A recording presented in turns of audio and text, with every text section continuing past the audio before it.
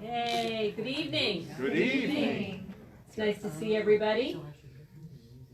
We're going to start the evening off with setting an intention through prayer. If you care to join me or just share your energy, that's perfectly fine. Mother, Father, God, we're so grateful to be here. We're open and receptive to anything that is for our best and highest good. Help us to live in a state of gratitude for all that we experience and all that we learn. And so it is. Okay. Well, this evening, you can turn the music off entirely. This evening's lesson is going to be offered by Licentiate Minister Reverend Magda Rodriguez, and we're very excited. This is her first public discourse here at TOSA, so we're really looking forward to it. And she's going to be talking about our multiple selves and our shadow self. Please join us at the platform.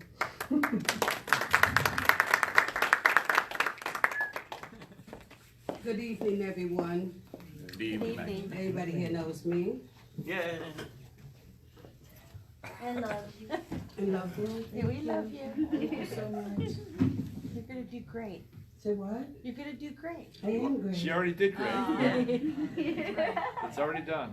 Thank you so much. So the talk today is going to be on our many selves and our shadow side. Have you guys seen the movie Sybil? Yes. Okay, so, you know, Sybil had a lot of personalities. So we also have a lot of personalities. But they're called frequencies, but we think they are us. They're just a part of us.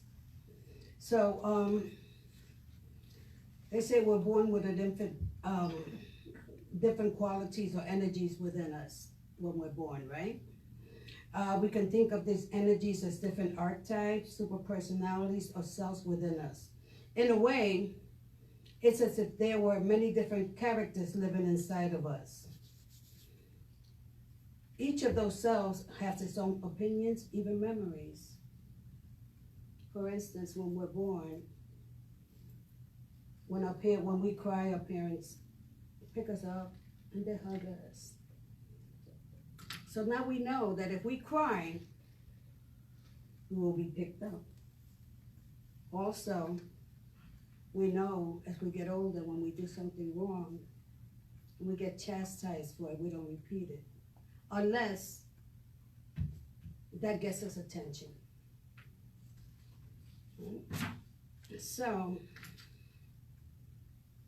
So to experience wholeness and balance, we need to develop and integrate both sides of our personalities or frequencies, whichever way you want to look at it.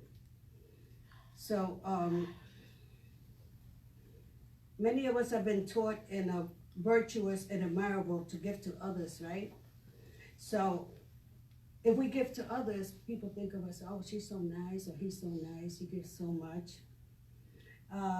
So therefore, the act of taking is taught to be a bad thing or to be selfish. However, if you just take, or just give, it throws you off.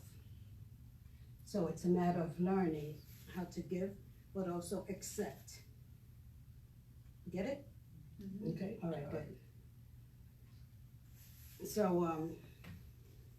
So either way, one polarity is honored where the opposite is devalued. And how is that? When you give too much, people take advantage of you. And they say, oh, she's a one piece of work. We can do whatever we want with her or him. But when we take, people say, oh, wow, how selfish. That person is so selfish. All she knows how to do is take. All he knows how to do is take. So it's a matter of balancing those parts of us. Like the song says, right? There's a country song that says, you got to know when to hold them. Know when to fold them. Know when to walk away. Know when to run. Your blessings. Kenny Rogers. Why sitting at the table? All right, you want to finish it? Kenny Rogers. There you go. All great. And if you play it backwards, you get it all back. There you go. So from what I said before, when the time we're born, we begin to experiment with these different energies within us. Like I was saying, we know if we cry, we get held. We do something bad, we're chastised. We do something good, we're patted, oh, you're so good. So we know, we start playing it. And we start developing those selves in us. So then we have a good sense of who we are, who we're starting to be. And as we grow up, we continue to develop the energies that seem to work to meet our needs. We become very identified with these qualities. That's who we think we are. These dominant energies become our primary selves. Then we start ignoring our shadow side. The inner characters whose job it is to take care of us and make our lives work as well as possible. So there's usually a group of primary selves that run the show. Together as a team, they make most of the decision for us. For example, some of the primary selves are the super responsible one, the pleaser who wants to make everybody happy, who wants to take care of everyone, who wants to give to others, to take care of that child and people so they can like us. Because it's always about us. And then you have the pusher who wants me to work hard and accomplish a lot, the caretaker mother who takes care of the child and others so that they will feel good with me. The conscientiousness, the teacher, the healer. There are a number of who we are. This is our team. We start building our team. And for every primary self, there is an opposite energy, which oftentimes has been repressed or denied. Because one way or the other, we got the message that it was not okay. It was not okay to lie, so we lie on the down low, right? Because it simply hasn't had space to develop. These energies become our disowned selves. So I'm gonna stop here a minute and speak of me and how I'm the tough one, right? And I'm the one that takes care of business. I don't need help. I don't ask for help because I take care of myself. I'm independent. And people look at me and say, man, Margie's so strong. They don't know that sometimes inside I'm crying because I don't know how to ask for help because I have denied my vulnerable side. So what happens? I'm imbalanced most of the time. I'm just getting it from my accident last year. So even my daughter says, you think you know it, you think you not know it, or you think you got it all together, you need to learn to ask for help. But most of us do that because we're the go-getters. Somebody will think, oh no, that I'm weak. No, I can't be weak. I can't need. So we're imbalanced, right? So I was just telling you a little bit about myself, which I'm working through that now. I'm learning to ask. So let me see, and we try to hide it from the world because they were to see that we thinking, oh, they're gonna think that I'm a wimp, that I don't have it together, that I'm such a let me see, there's some make a shadow side, the parts of ourselves that we're embarrassed about, ashamed of, or fearful of, or uncomfortable with. Our primary selves are usually working hard to make sure we don't show this as own selves to the world, since they are convinced that the world would invite criticism, rejection, abandonment, or some form of disaster. We're so afraid. So we just keep on, right? The problem is that each of these disowned selves carries an essential energy that is as important part of us. In fact, we are often in desperate need of these qualities in order to bring healing and balance into our lives. As long as we fear our shadow side, however, we can't access the energies that we need. So when we don't work on balancing, the universe keeps bringing us these lessons, the people, places, and things, so we could look at them and say, wow, I need to Ho'oponopono, right guys? I need to work through that. And it keeps bringing it up. Until one day we said, well, what's happening here? And all this ties into the same thing. It's different ways, different modalities, but the same thing. It comes back to us and the things that we need to change about ourselves. And as long as we point the finger, we'll never get it. But the universe is bringing us gifts every day. And the people that treat us bad, the people that make us cringe when we see them. I have one person like that. And my pastor knows. But it's okay. But I work at seeing this person as my teacher. When I see this person, I said, okay. I hold on tight. Put on double seat belts. And I said, okay, what does he have to teach me tonight? And then I'm open. I'm open to change. So this one here, what I was talking about, for example, if one of our primary selves is power, right? And we are very identified with being strong, competent, independent, it is very likely we have disowned our vulnerable side, and that's what I was just talking about. From the point of view of your primary self, your vulnerable side might seem disgusting, or way too dangerous to show the world for fear of being hurt, for fear of rejection. You might be completely unconscious of having a vulnerable side, or you might be aware of it but do not want others to see it for fear of judgment. Strangely, you will find that you are constantly, here it goes what I was saying, that you are constantly attracting vulnerable people into your life, and you may at times feel very judgmental towards them for being weak. Because I see that. I do it all the time. Man, put on your big girl panties on. Man up, God dog it. You know? Woman up. Yeah.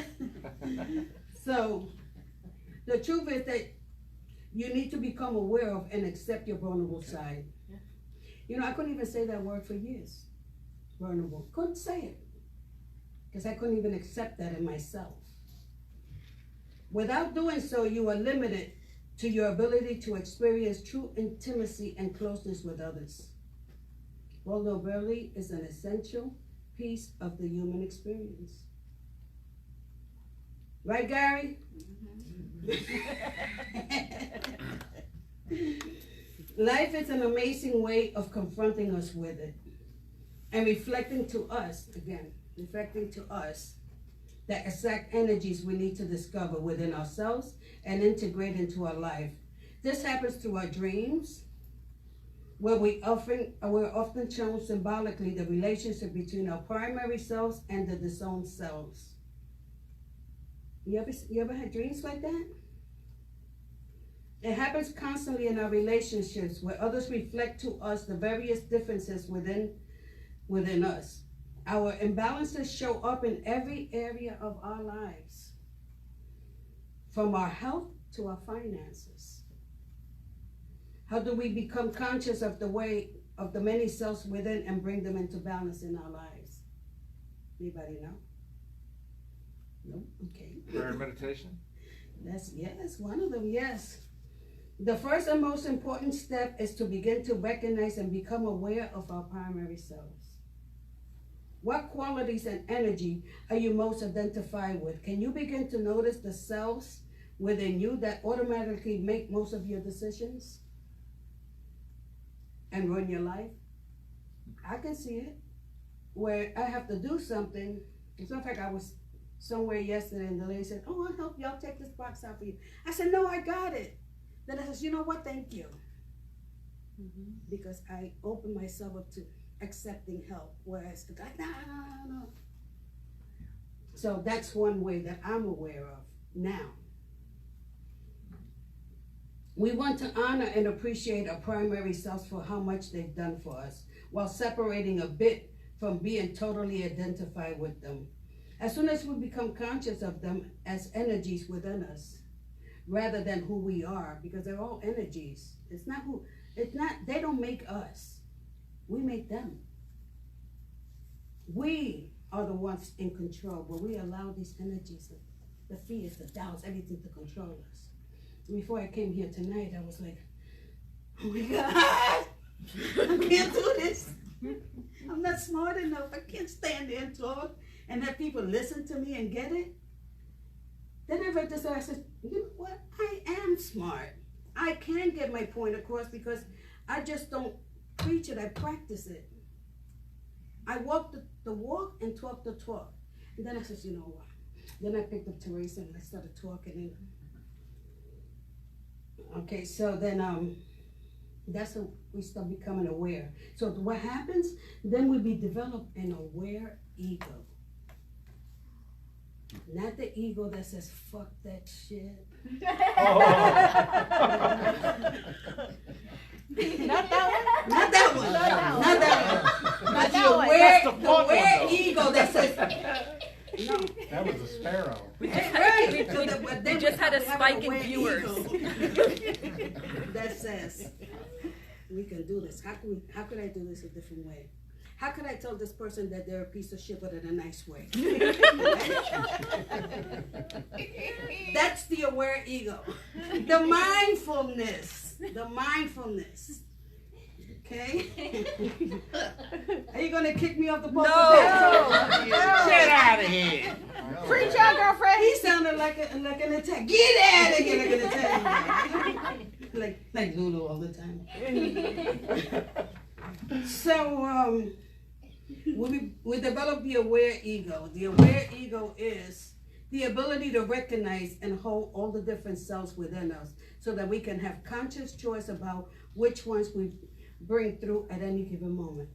Like I'm saying, if you have to tell a person something that really bothers you, think of it and think about how is this person going to feel if I use these words or those words.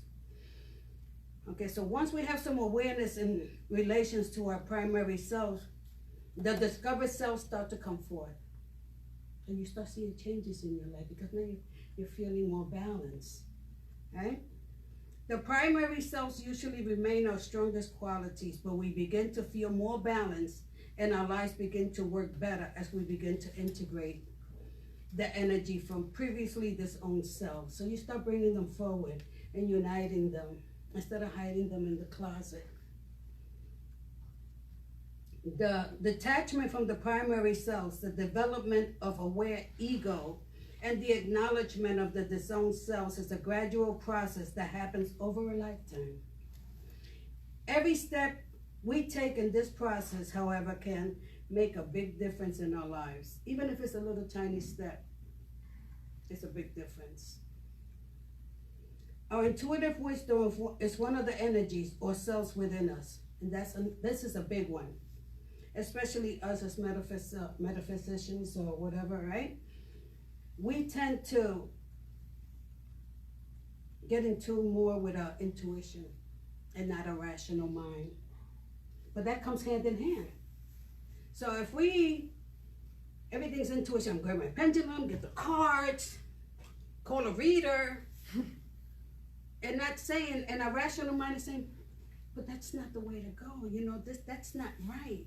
But we're not paying the rational mind, no mind, because we're more intuitive, right? So if we were encouraged to trust our intuition at an early age, which I have done with my granddaughter, or had an intuitive parent figure out as an early role model, our intuition may be a primary self. Our culture tends to deny or minimize the intuitive function, which is true, and culture, the world itself, is, that's not true. What you're feeling is not true. Our culture tends to deny or minimize the intuitive function. For most of us, it is a disowned or relatively undeveloped self. And, we don't think so because we're always hanging out, I myself, with metaphysical people all the time. But when I go out into the world and I talk to people, and I'm like, oh, wow. Well, that's what you call the analytical mind, too. right? So, conversely, many of us have developed a strong rational mind as one of the primary selves. I used to do that all the time. Go more with my intuition, you know. I do the muscle testing and get my pendulum, talk to my higher self. But now I look at both sides. The aware ego, what's beneficial here. So now we come to the rational mind. If rationality is a primary self, the intuition is disowned. In order to get in touch with our inner guidance, we may need to separate from the over-identification with our rational side. We do this by recognizing it as one aspect of who we are and beginning to notice how it operates in our lives. Once we become more aware of it in this way, we are no longer so identified with it, and we can have more conscious choice about how when we use it. This creates space to explore our intuitive side as well. So it's keeping a balance between our rational mind and our intuitive mind. If intuition is a primary self, the rational mind is disowned. Me, or used to do that. We may have difficulty thinking logically or dealing with practical matters in a grounded way. In this case, we may need to develop our rational, practical side in order to be grounded, our intuition in the physical world. But it's about balance. Again, our aware ego. So owning a shadow side. There was a woman, and I lost that CD.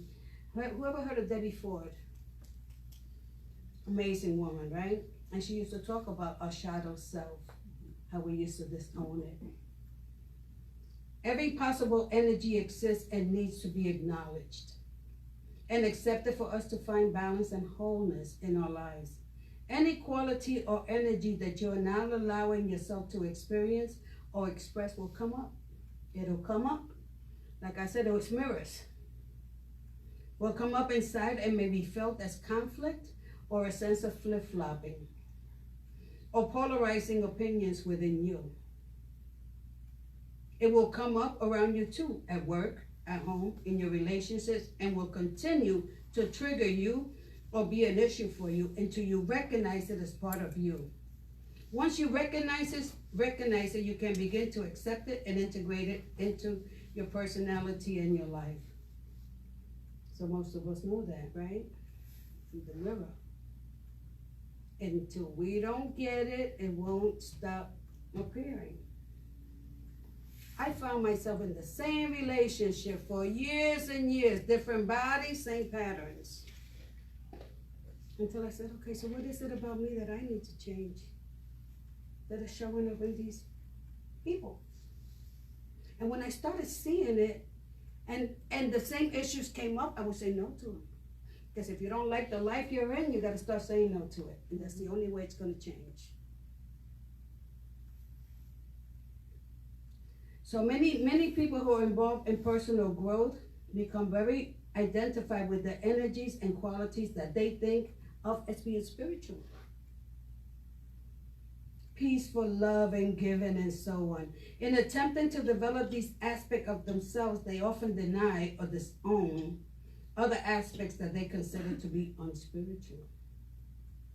Aggression, assertiveness, gut-level honesty, human vulnerability. Unfortunately, that doesn't work because that's the disowned part of us. So we want to be around like fluffy bunnies.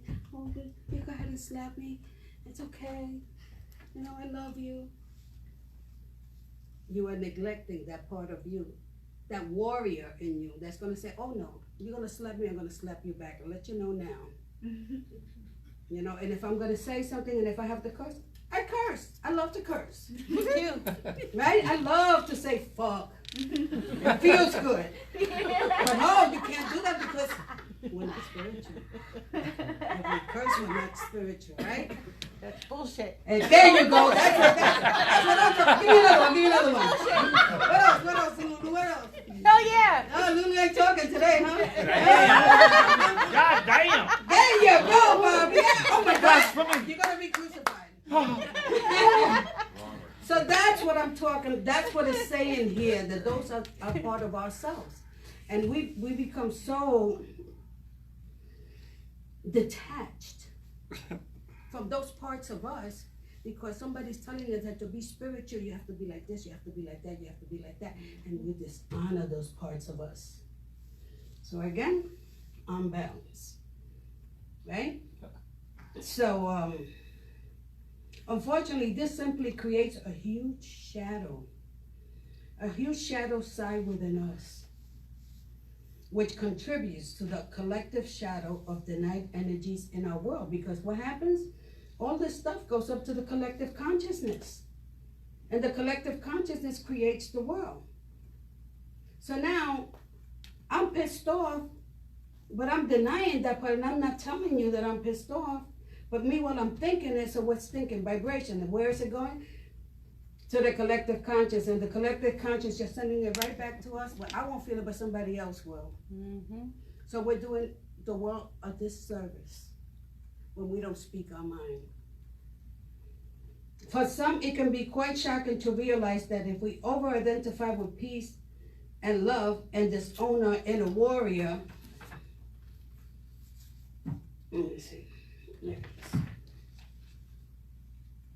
We are not contributing to world peace if we don't identify with both. Quite the opposite. In fact, if we don't own our inner warrior and channel it in a constructive way in our lives, it retreats into the shadows of our individual and collective psyche and actually contributes to the perpetuation of war on our planet. You get that? That the more we deny ourselves and we just send it out there, the vibration, and that's what's causing so much, strife and stuff in our world. Everybody's shutting up. Nobody's really speaking their truths. If we are seeking inner peace, we must do the difficult and fascinating work of discovering and appreciating all aspects of who we are. Truly making peace with ourselves. Consciousness is becoming aware of the many energies within us and accepting the essence of each quality. Exploring and embracing our darkness is the only way we can truly live in the light. Okay? Mm-hmm. So, we'll do a meditation now around this. Everybody close your eyes. You want music? No, it's okay. Did everybody hear me well? I got light- a big mouth. There's lights right there on the podium if you want to turn the lights down a little bit. No, I'm good. Okay. Should I lower it for you guys? Yeah. Yeah. Yeah. Okay. Speak into the mic. It'll be good. Speak it into existence. There you go. You know how this works, girlfriend. I want to fight her. That was a wonderful. Gary says he's scared. Thank you. I learned a lesson. Sometimes I just need to Shadow. tell somebody to fuck off. That's it. Shut the fuck up. Can I have your autograph? I haven't said that to somebody in a really long time. I have I said, Just saying. Me neither, but when I work with old men, so I use that a lot. A lot. All right, so get into a comfortable position. Breathe into your stomach. Let it out. Get a sense in your body of how that energy feels.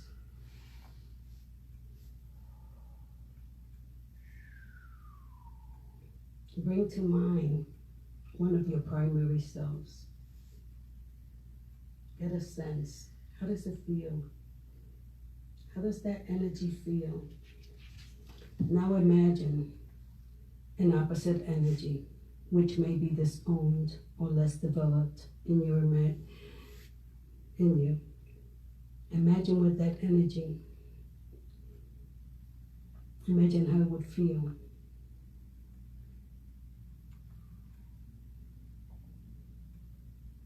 what will be the positive benefits of developing more ability to contact that energy?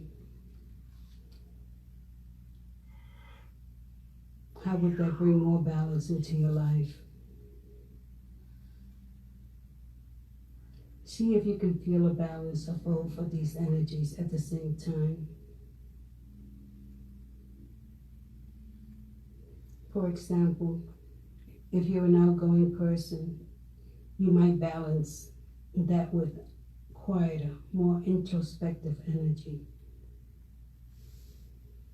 If you are hardworking, you might balance that with the energy of relaxation or playfulness. So stay within and play with those energies and see how you can balance them. You come back at your own leisure.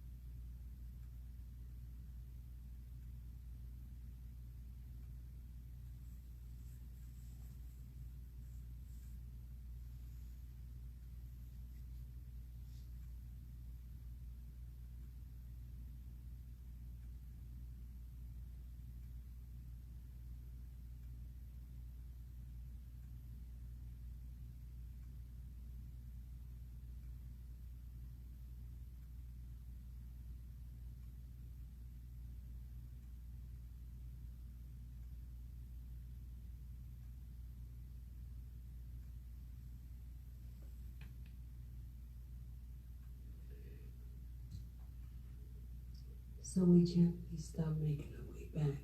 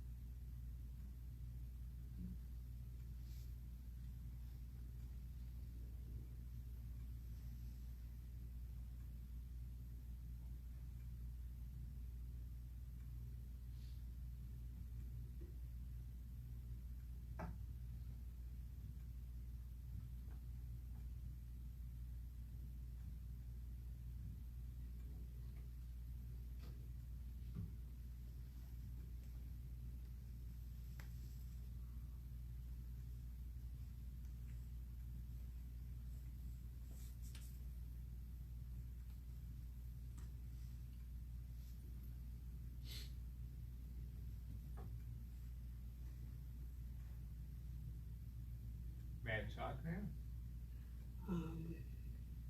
Right. Is everybody back?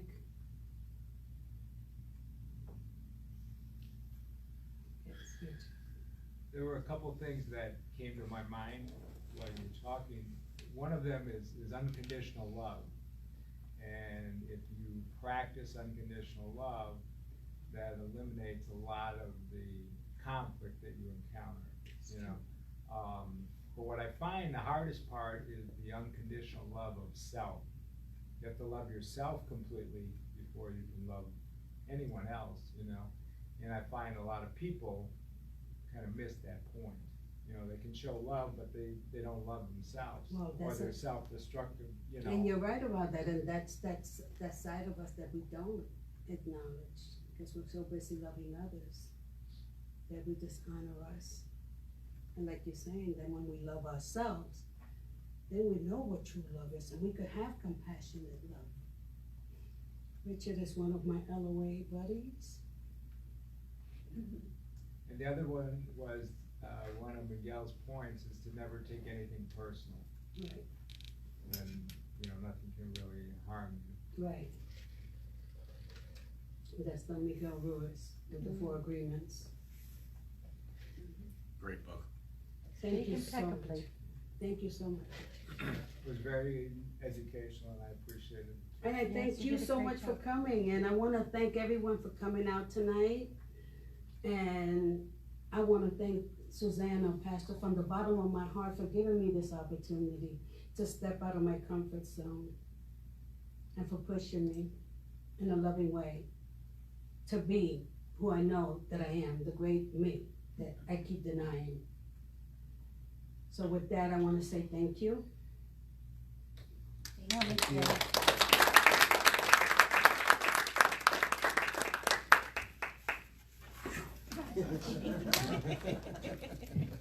So it must be Pastor Suzanne. She's so nice. She's so sweet. Uh-huh. She never says anything mean or bad. Nah. That's not true. Nah. And I didn't push her down the steps. I just asked her to come up here and speak, just saying. So, I'll have to put an adult warning on this when I share it to my Facebook page. Adult language. Yes, but no So, children. yeah, no Yeah. children. And there are no That's children right. here for those of you on Facebook that are watching, so Right. that you're aware. I think it's really important that, that we understand the concept of our many selves and our shadow self. There's a scripture in the